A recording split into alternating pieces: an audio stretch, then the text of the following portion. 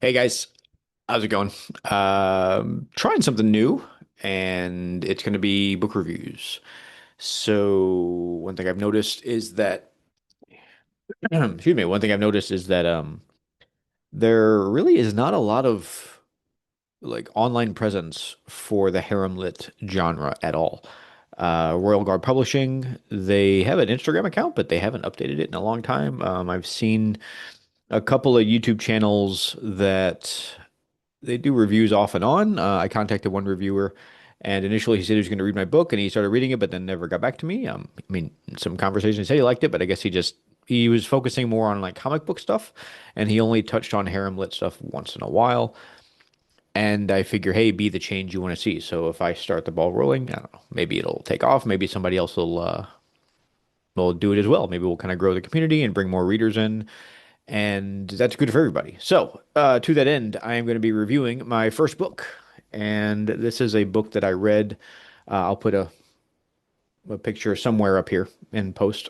This is a book I read about a week ago. I finished it up. It's called Exile, Devos Chronicles, Book One by Chase Kilgore, and I enjoyed it pretty well. So I've got some notes here we're going to go through and talk about what I liked about it, give you kind of a basic rundown of it. Things I liked, a couple of things are, in the future, whatever I didn't like about it, and then whether I think you should read it too. So just kind of get started here. Yeah, so looking at the book here, it's got nice cover art. I did like that. I mean, covers kind of sell the book, and I agonize a lot over mine. And it's one of those things we put a lot of thought. I know I do, and I know a lot of authors do too. A lot of thought goes into the cover work. He did a good job with the covers. It's kind of cool. You can tell right away it's got kind of an urban fantasy setting, and which is neat. We're going to talk about that in a minute, but give you kind of a basic, spoiler-free rundown of the plot here. So this is a reverse portal. And in this one, instead of our main character being isekai'd into another universe or something, the magic universe comes to Earth. And yet magical creatures of all kinds start appearing. Excuse me, my blah. Had something sweet at a strawberry latte after my dinner, and it was very sweet. But yeah, so these creatures they start showing up, and we've got orcs and dryads and elves and I think there's a what was she called? One of the main characters. I forgot what she was called. I think she's like a banshee or so. I should have asked him that. That's my fault. Sorry about that. Um, but anyway, all kinds of magical creatures show up, and they don't know why they're there either. It doesn't appear to be they weren't the cause of their own teleportation. This was not like an invasion. I've only read the first book, so I don't know if this is taken care of later on in the series. If he explains how this happened, he might get into that. This is an ongoing series. As of this recording, there are four books, and he told me he is working on the fifth. So the creatures show up and they sort of integrate and they get jobs and they get into pop culture and stuff like that. This is used for kind of comedic effect. A few of the characters, they love cheesy B movies. And Chase Kilgore, he had some funny names of the couple that I asked him to remind me of because I couldn't remember. Attack of the Robo Barista and Treemageddon. So the characters kind of go back and forth. So they kind of get into the pop culture stuff on their end. And it's fun watching them sort of talk about that. I would have liked to have seen a little bit of like background as what counted for pop culture in their world to see how it compared, but yeah, it's not really a big deal.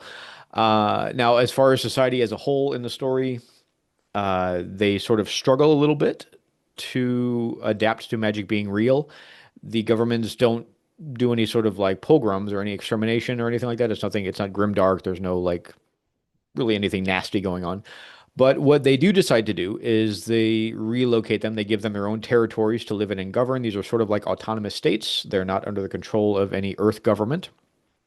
And the the system that sort of develops, as I could understand it in the book, is sort of a quasi-feudal system where you have these handful of powerful individuals from their own planet or their plane of existence, and they adopt similar rules here, and they govern these districts. And certain rulers have certain districts that are under their control, and they can assign governors and appoint officials and things like that. And these all exist on Earth. They give them like abandoned towns and stuff. And I guess there's some sort of teleportation system between districts. that they use a few times. So they're not taking planes and riding with the common folk. The main point of conflict comes in with our main character. His name is Ash or Asher.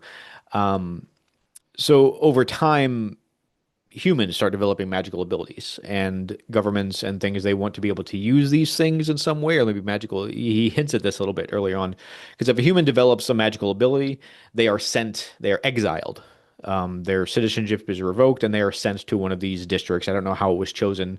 If he mentioned that in the story, like how they choose what district, I didn't catch that part.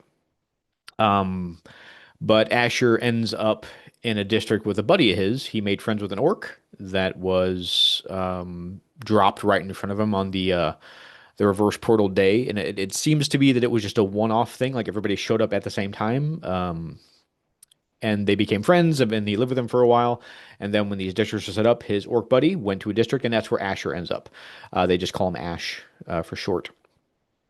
So he moves in with Ash in the district. He makes some friends. He gets a job, and he makes some friends. He makes some enemies, and he starts to learn how to use his magic. Um, Now, talking about a little bit the other creatures in there, like I said, with a lot of beastkin. So if you like furries, if you like cat girls and fox girls and wolf girls, and there's some type of reptilian girl, I forget the name of her race, but there's a lot of beastkin in the books. So if that scratches a particular itch, you're going to get all that there. And I know one love interest, is a wolf girl. There is another one. She's kind of some type of mage. Again, this is the one I'm forgetting exactly what she is. It said in the book, and I didn't write it down. I should have. There's a dryad that's hinted at, but I don't know if anything's going to come for that. It probably will, but um, I'm not going to go too deep into that. Kind of rambling a little bit. But anyway, he starts to work his way through his powers. He learns how to use magic a bit, and through a few different circumstances, he starts growing in power and responsibility. So he takes on more. He makes some powerful friends that he sort of helps out, and they reward him with higher position and things like that. So it's pretty cool. There's the story is set up pretty well. It seems to flow from one position to the next as far as the plot development, and it makes sort of sense. We're going to talk about that here in just a second. So probably just go ahead and move into that. Things that were done well in the book. I think I've covered the main gist of it.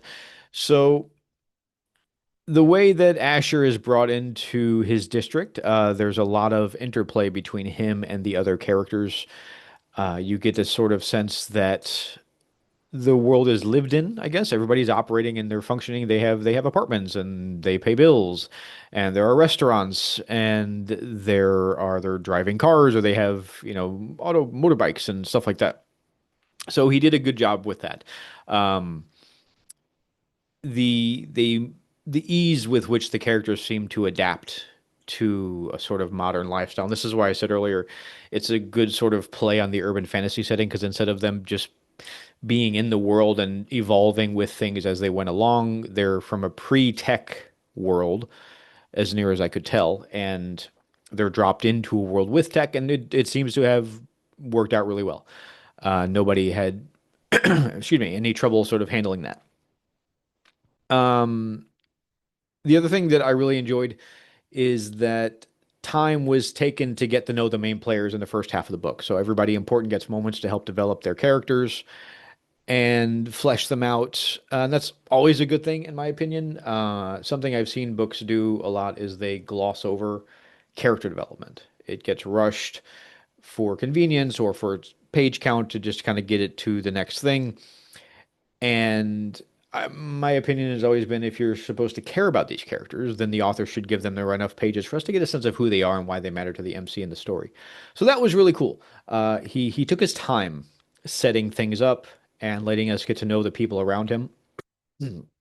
Another thing I liked is that there were no like really stereotypical racial characteristics from sort of the monster races, I guess would be one way to call them. Um, it would have been really easy for Chase Kilgore to just sort of lean into the orcs are evil and trolls are evil and the goblins and these races are always the good ones, and he doesn't do any of that.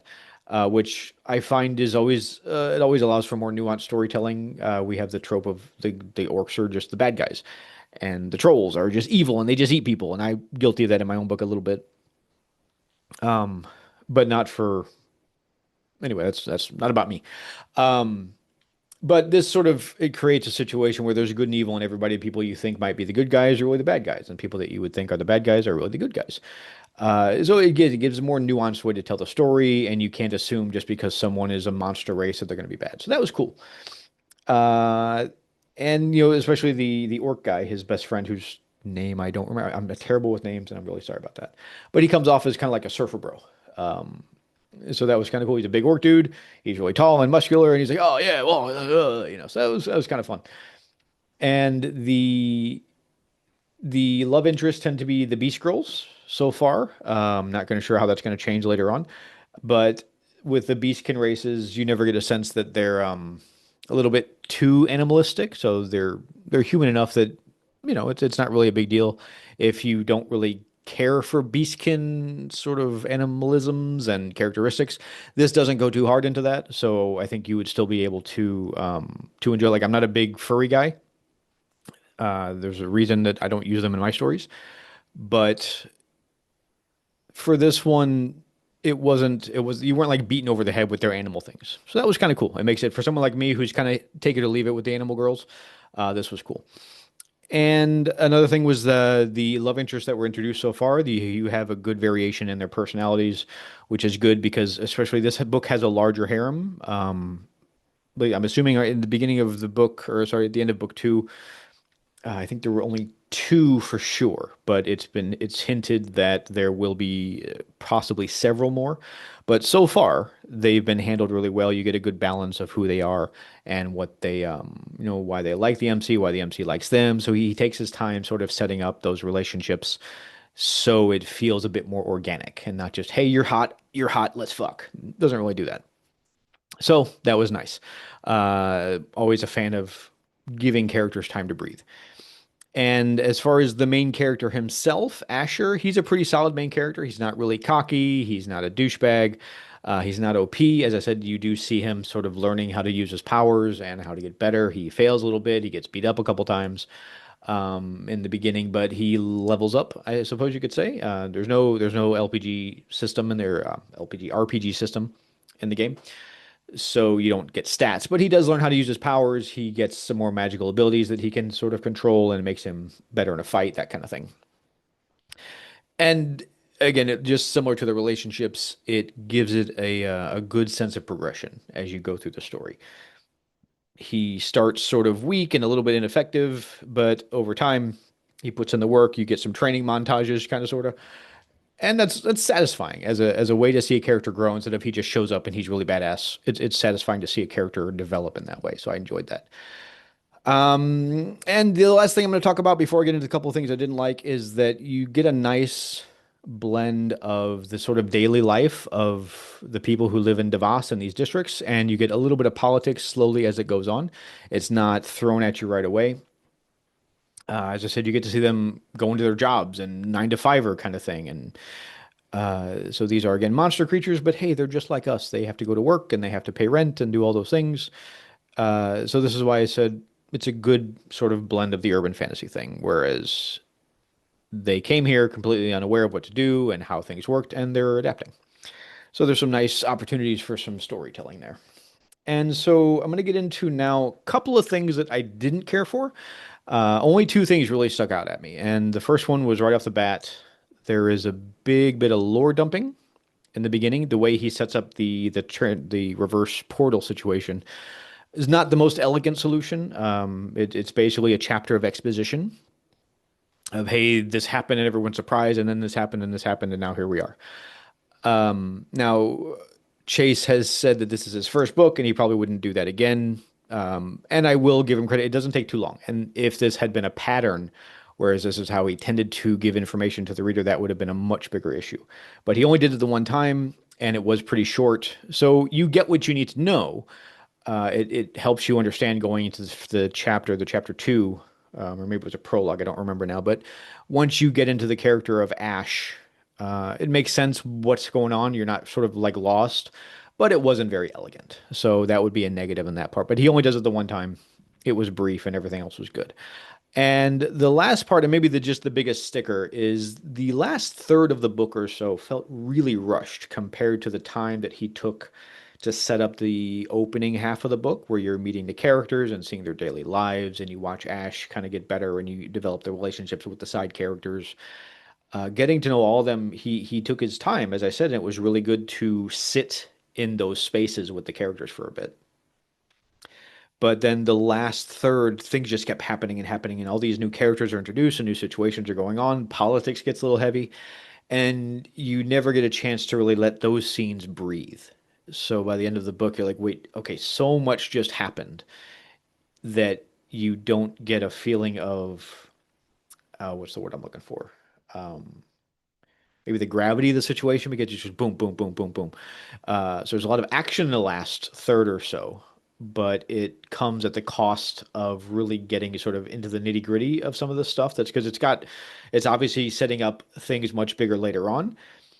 So you feel like they are important, but you don't get time to really sit with them or the characters to kind of go into more detail of what's going on and why it matters. So it would have been nice if he had taken a bit more time, maybe added another 10 or 20,000 words to the tail end of the book to give us some space to appreciate what's going on and maybe flesh things out a little bit more. But it's not a huge deal. This is a long going series, or sorry, an ongoing series. He's again several books in already. He handled it well enough that I feel confident that he is going to sort of deal with that in later books. I'm going to read the later books. My to be read is growing, especially as I want to do more of these. Um, but I think he's going to be able to sort of keep all those balls in the air because first half of the book gives me hope about that he's going to be able to uh, properly flesh out all the things he threw at us at the end of the book. So, all that being said, final verdict, I'm going to say 4 out of 5. Again, just losing it a little bit because of the lore dumping in the beginning and the rushing of the last half. So just sort of quick sum up, it's got some interesting characters. It's got some clever twists with the urban fantasy and portal fantasy thing going on. Hints at a wider world. You get sort of peeks at that towards the end of the book. You get to meet some of the power players. And as I said, the only real downside was just the rushing of the last third of the book. But I do plan to continue the series. And I don't know if I'll do reviews for sequels in this series, these review books. We'll just kind of see if I need content or something, I'll do a series. Um, and if you want to check out Chase's books, check the links in the description box. You can find links to his Patreon and to his Amazon page. And he does have another series that he started called Feral Mage. I read the first book of that about a month or two ago. It was far enough back that I didn't want to reread it just for the review. So I'm not going to review that book, but I did enjoy it. It's a very different vibe and feel from his DeVos book. So I recommend you check that one out too. It's a little bit more grounded, I guess, as far as fantasy goes. It doesn't have the comedic stuff as much because he does have a few, like I said, the B movie stuff. But yeah, the second series, Feral Mage, does feel much more grounded, and it's not a portal fantasy. So check that out too. And if you like these videos and you want me to do more, leave a comment. And I already have 2 more books I'm planning to do. One I read already, and one I'm in the process of reading. So hopefully you get those up soon. I'll try to do 1 or 2 a week of these. We'll just see how much time I have and how fast I can read, I suppose. But thanks a lot, guys. I hope you enjoyed this, and talk to you later.